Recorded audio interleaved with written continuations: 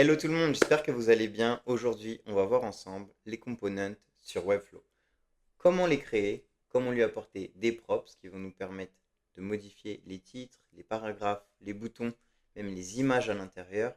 Puis dans un deuxième temps, on verra ensemble comment modifier le style de notre composant.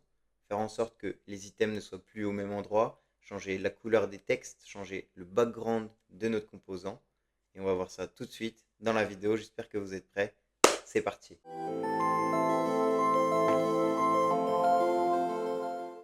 Nous voici donc à l'intérieur de Webflow où j'ai déjà créé une section. On va partir du principe que je veux réutiliser cette partie-là de ma section et l'utiliser donc comme un component. Donc quand je suis dessus, on peut aller directement ici et faire un double clic, Create Component. Hop, on va le créer, on va lui donner un nom qu'on va appeler Layout et je vais écrire image. On va enlever, hop, image. Voilà, donc déjà, mon composant est créé. On peut maintenant le rajouter un petit peu où on a besoin. C'est-à-dire que par exemple, je vais aller dans une section juste après qui serait donc une section d'arc. On va voir. Tac, et on va rajouter notre composant. Donc on peut voir que j'ai bien un deuxième composant qui s'est rajouté. On va l'ajouter à plusieurs endroits différents pour pouvoir travailler un petit peu ensemble. Hop, je vais le rajouter ici. Voici donc mon composant et on va même aller le mettre sur une deuxième page qui est ici. Et on va rajouter donc notre composant. Donc là, on peut déjà voir un petit peu la simplicité que ça apporte, c'est de pouvoir apporter notre composant partout sur notre site web très facilement en un clic. Et maintenant, on va voir que donc à chaque fois que je vais changer, je vais rentrer à l'intérieur, je vais changer mon title en rajoutant juste par exemple This is my second title.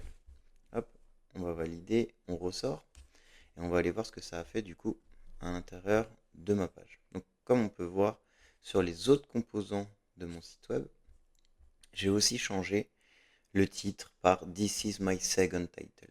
Donc là, on peut comprendre du coup vraiment l'importance du component. Ça permet d'avoir, si on a ce composant-là sur 15 pages de notre site web, on peut changer très facilement uniquement le titre, par exemple.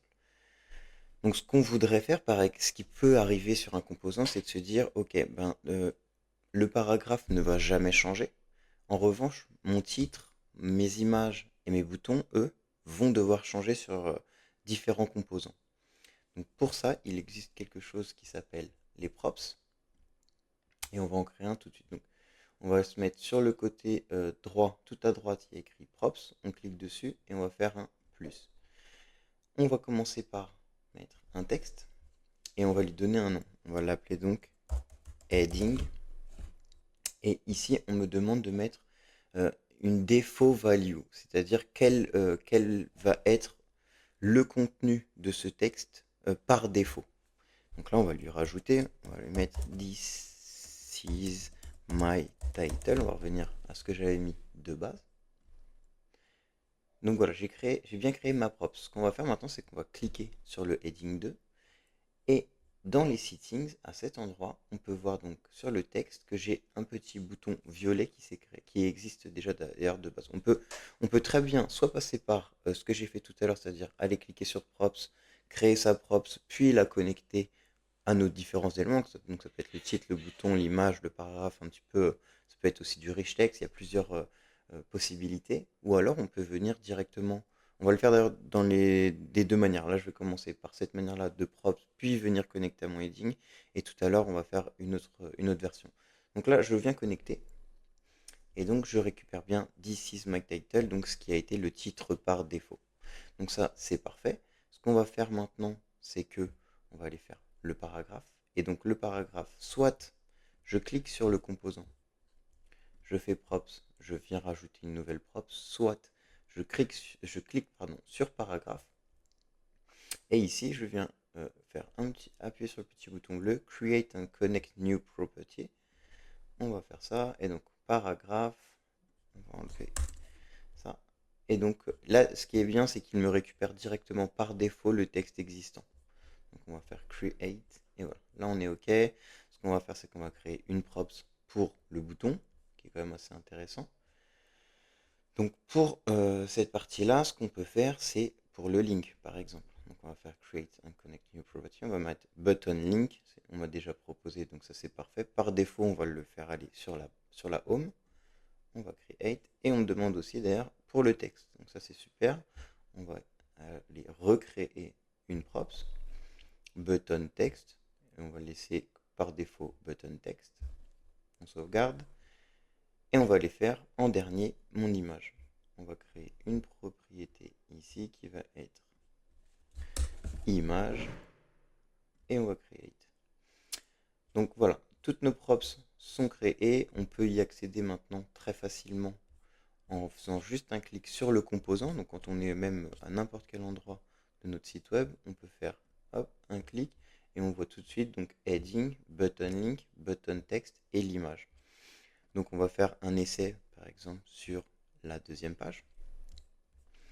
Et ici, on va aller changer des éléments. Donc on va écrire This is my second title. Donc là, on peut voir que ça m'a mis en bleu heading.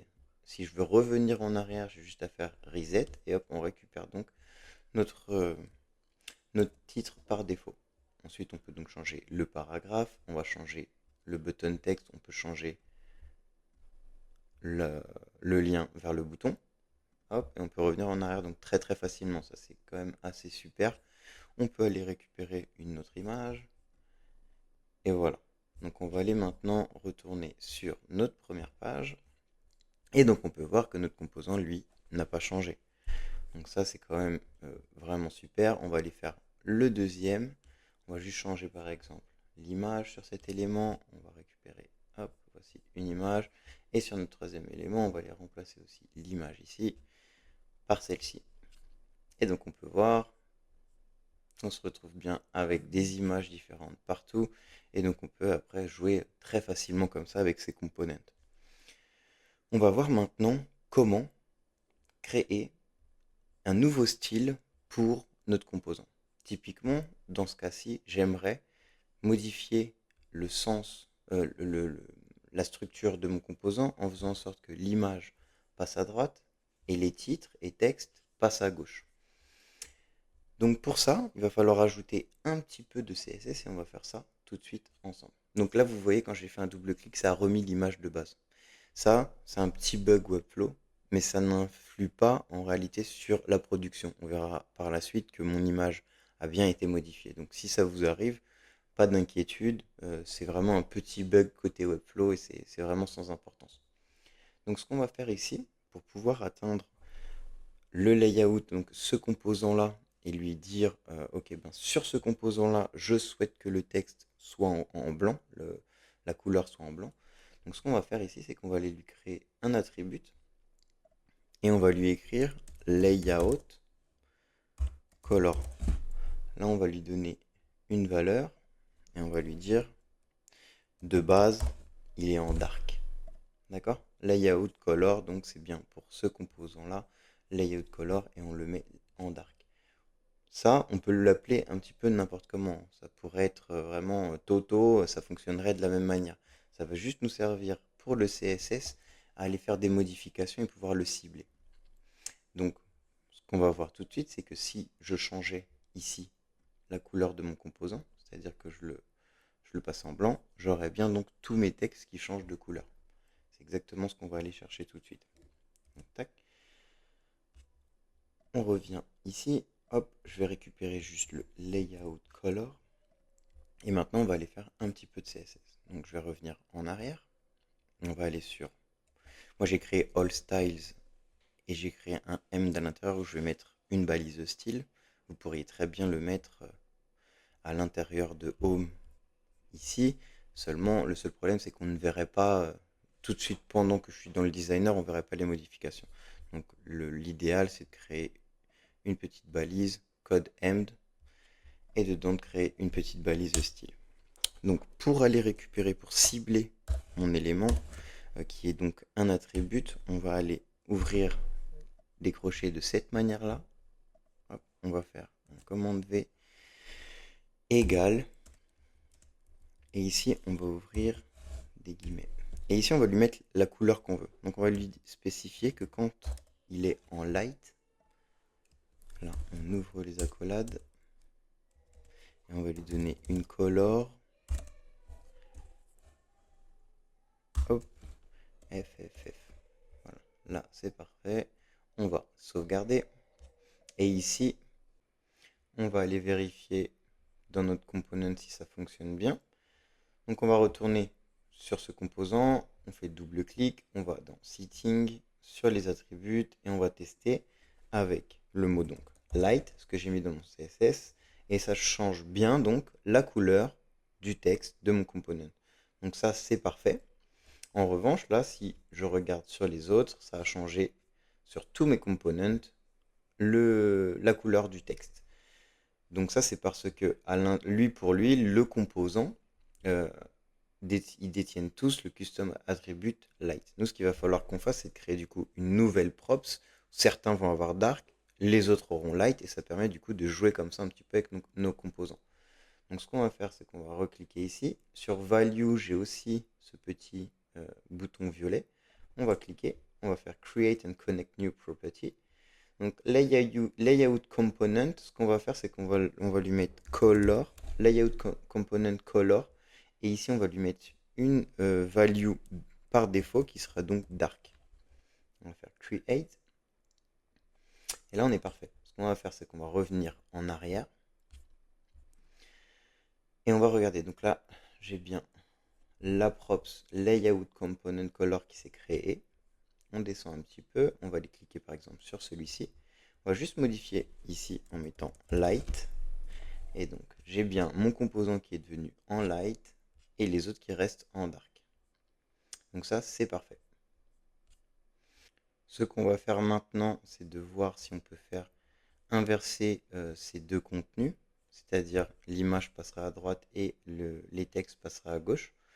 Donc pour faire ça, comment on pourrait faire? Ce qu'on va faire, c'est qu'on va rentrer à l'intérieur et on va aller sur l'image. Alors, hero, déjà j'avais fait une petite erreur ici, on va aller l'écrire, voilà, hero image wrap, c'est quand même mieux.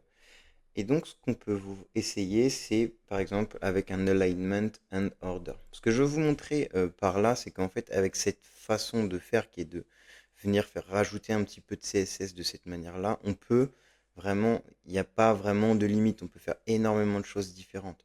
Là, ce que je vais faire, c'est que je vais aller cibler suite à l'attribut que je vais lui assigner. Je vais aller un petit peu plus loin dans le CSS et aller récupérer le hero image wrap. Et ce qu'on va essayer de faire par la suite, c'est de lui rajouter un order. Donc ce qu'on va faire, c'est qu'on va lui mettre par exemple l'order. Voilà, on lui met par exemple l'order 1. Pour être sûr, ça peut être l'order 2. On va laisser sur order 2. Et c'est exactement ça qu'on va aller faire euh, en CSS. Donc là, je reviens à ce que c'était de base.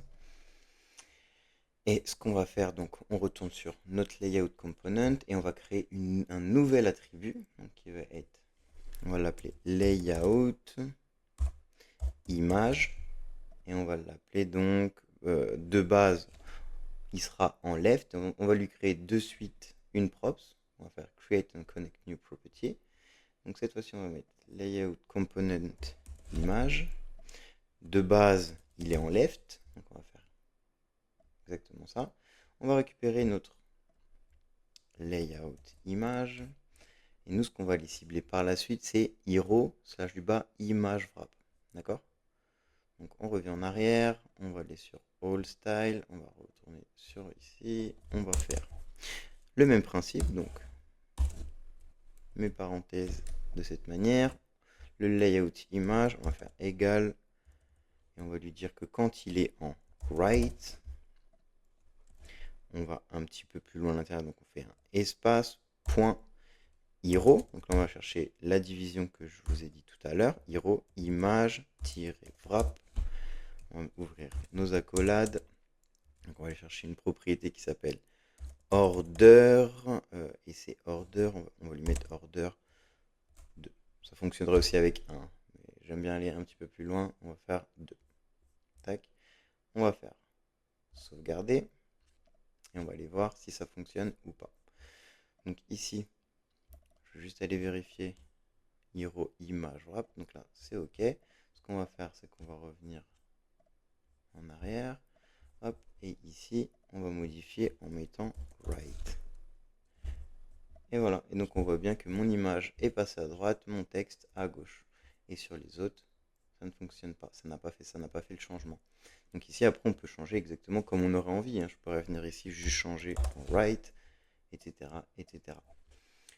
Donc voilà pour cette première partie. On va publier, tac, et on va aller voir le résultat.